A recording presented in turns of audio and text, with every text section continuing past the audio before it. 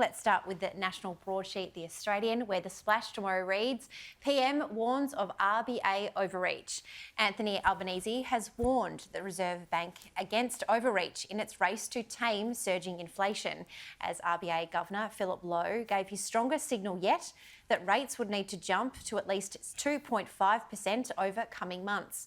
With economists predicting rates would rise above 3%, the Prime Minister said sharply higher borrowing costs would place real pressure on people.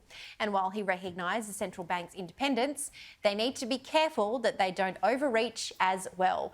Well, Caleb, it's only taken something like 26 years, but we finally found Albanese put his economics degree to good use today. Yes, indeed. It took him a little longer than normal to get that degree, by the way, but we'll let that slide.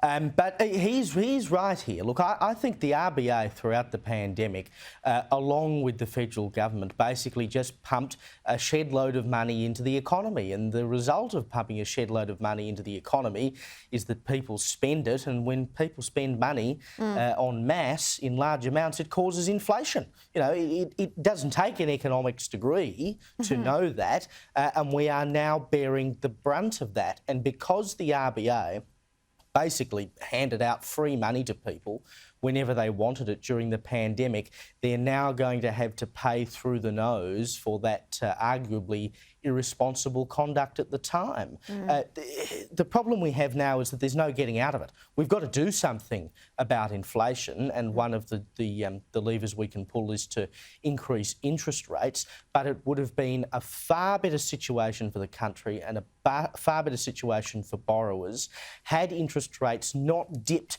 to that historic low of 0.1% in the first place, and they'd stayed at a far more measured and tolerable level, so that we didn't have to be going in the opposite direction now. You know, I think they got on with it and thought, oh, well, we'll stimulate the economy, and now we're all going to have to pay for it because we've stimulated the economy, evidently, way too much. Yeah, and so much so that it's not sustainable.